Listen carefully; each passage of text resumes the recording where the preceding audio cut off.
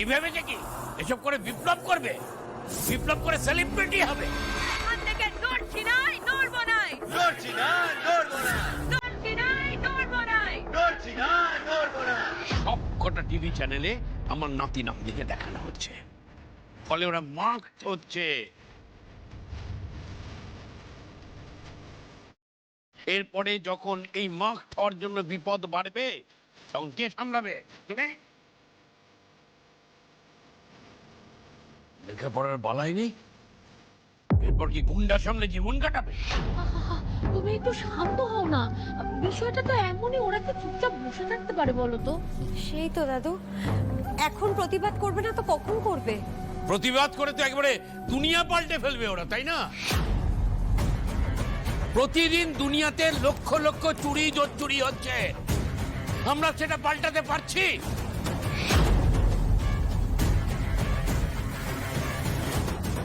একটা কথা বলো তো তোমরা, নিজেদের সৎ পথে বেঁচে থাকা ছাড়া আমাদের আর কোনো উপায় আছে?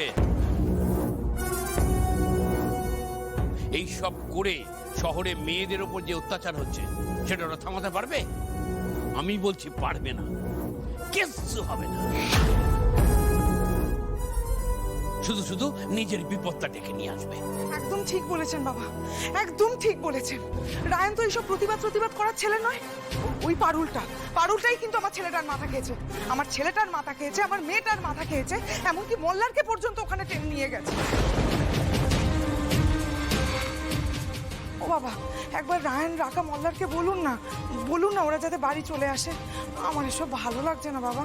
চারটেই যাতে বাড়ি ফিরে আসে সেই ব্যবস্থা আমি করছি। 24 ঘন্টার মধ্যে মন্টি আর সন্দীপকে গ্রেফতার করতে হবে, করতে হবে। করতে হবে, করতে হবে।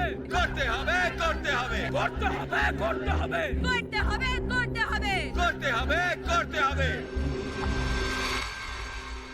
শাস্তি চাই, শাস্তি দাও। শাস্তি চাই, শাস্তি দাও। শাস্তি হ্যাঁ দাদু বলো। কি করছো তোমরা ওখানে? হ্যাঁ? আন্দোলনের মুখ হয়েছো?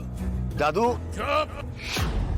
এক্ষুনি বাড়িতে এসো চারজনে, এক্ষুনি মানে এক্ষুনি। সরি দাদু, সরি। রাকার সাথে যেটা হয়েছে তাতে তোমরা হয়তো ভয় পেয়ে মুখ বুজে থাকতে পারো, কিন্তু আমরা থাকবো না।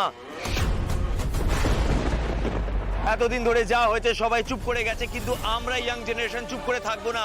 আমরা যদি পিঠ বাঁচিয়ে চলে যাই তাহলে এই সমাজ হয়তো কোনোদিনই বদলাবে না দাদু। থামো!